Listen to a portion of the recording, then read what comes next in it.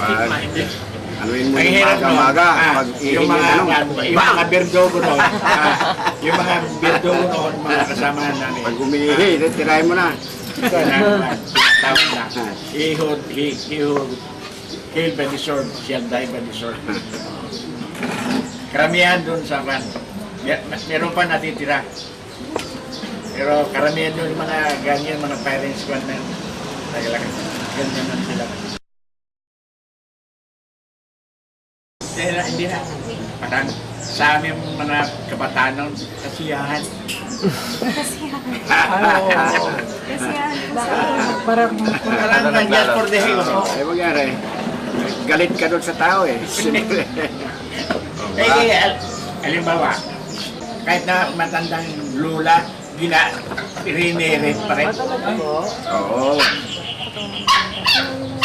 alam ko pag Matatanda, nire-repair. pagpatrol niyang mga hapon, pagpatrol niyang mga hapon sa barangay, kung may nakita dyan yung baki yung pinagkukunan ng pinag-iitugan ng manok, pati yung nag-iitug pinupunan, walang sabi-sabi ng may mga mayari. Sa may-ari.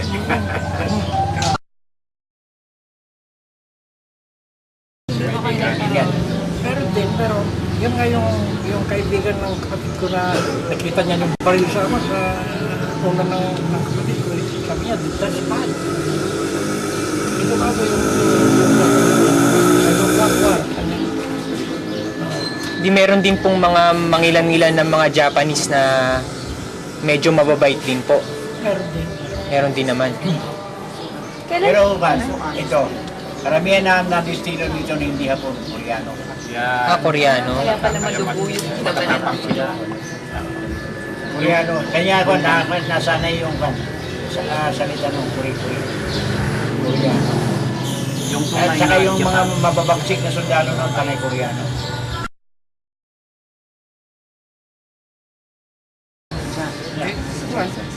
Pag nasa kampo kami at walang ginagawa. Pag minsan, marami kaming yung mga nagtatato ba? Nagtatato. May tattoo po ba kayo? Pagka wala kang ginagawa, pag wala kaming ginagawa, still na lang. Born to die. Wow. Gusto mo ah. Still na lang. Storytelling nila. Ayan. Bulahan. Wala kang magawa. Meron pa akong guardian ko dito.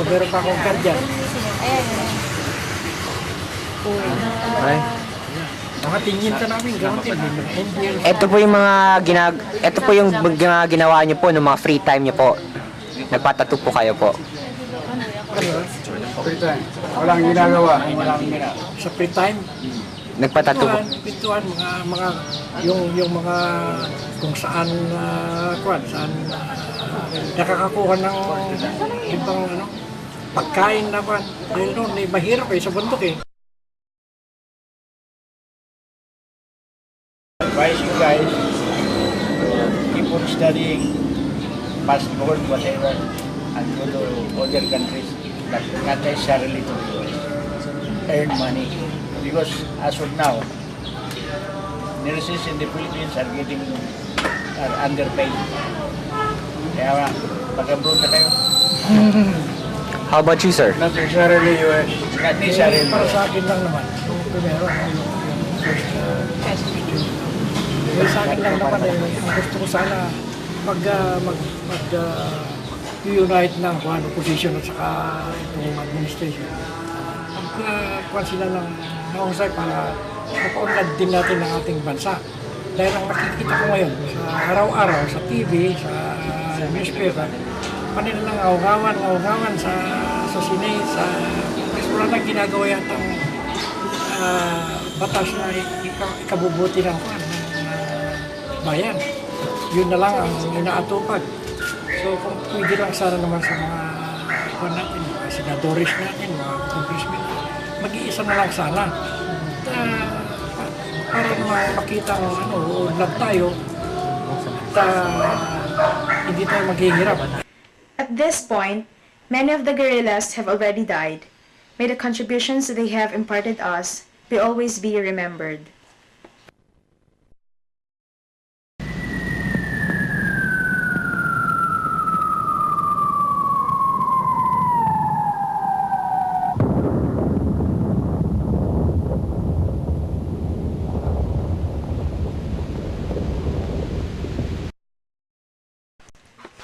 Kamikaze, which means divine wind in Japanese, was Japan's last attempt to balance the ever-increasing technological and material advantage of the American forces advancing to Japan. The kamikaze attack tactic was suggested on October 19, 1944 by Vice Admiral Onishi of the Japanese Navy when he was assigned to command the air attacks against the huge American invasion fleet of the Philippines, and then realized that he had less than 100 operational aircraft for this task.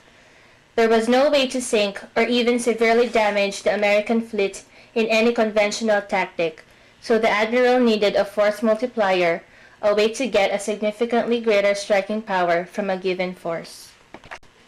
To increase the kamikaze pilot's chance of successful penetration of the American Navy's dense perimeter defense of fighters and anti-aircraft ships, enrich the main ships in the center, most desirably the aircraft carriers, the Japanese concentrated most of the kamikaze pilot attacks during the Battle of Okinawa in 10 large attack waves of mixed kamikaze and conventional attacked aircraft in an attempt to saturate the American defenses.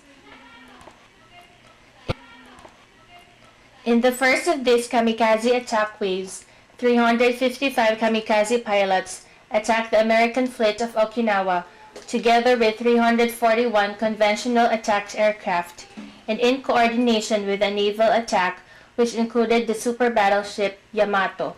The result of this massive airstrike was 6 sunk ships and 10 severely damaged. The Japanese desperate hope that suicide warfare is the way to avoid defeat led the Japanese Army and Navy to adopt other suicide warfare tactics and weapons. In military terms, the idea was similar in most cases: to use a human to precisely guide a powerful explosive weapon all the way to the target in order to achieve a lethal direct hit, and by doing so, convert a simple weapon to a guided smart bomb. As long as they had relatively significant military forces, even if inadequate, the Japanese did not turn to suicide warfare. They switched to the kamikaze suicide tactics only when their disadvantage became so severe that even common sacrifice of soldiers was simply not enough, and a radical new weapon was essential, and in its absence, they used the kamikaze pilots as a substitute. The other key element of suicide warfare is the cultural rationale.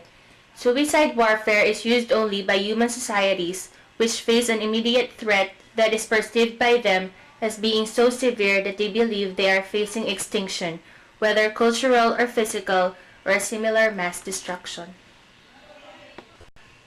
The city of Mabalacat is one of the historical places in Pampanga. It is a witness of numerous events which will always be remembered in Philippine history. This place is regarded as a city of world peace. In here, the 2 monuments of kamikaze could be seen. Heal the world,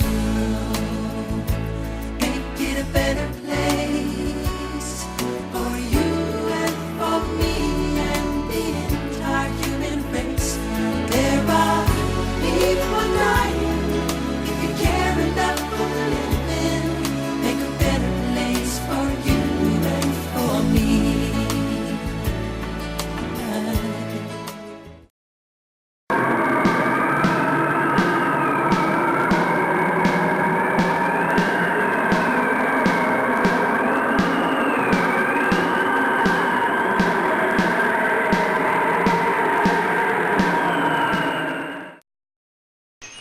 In late 1941, Japanese simultaneously invaded several Southeast Asian countries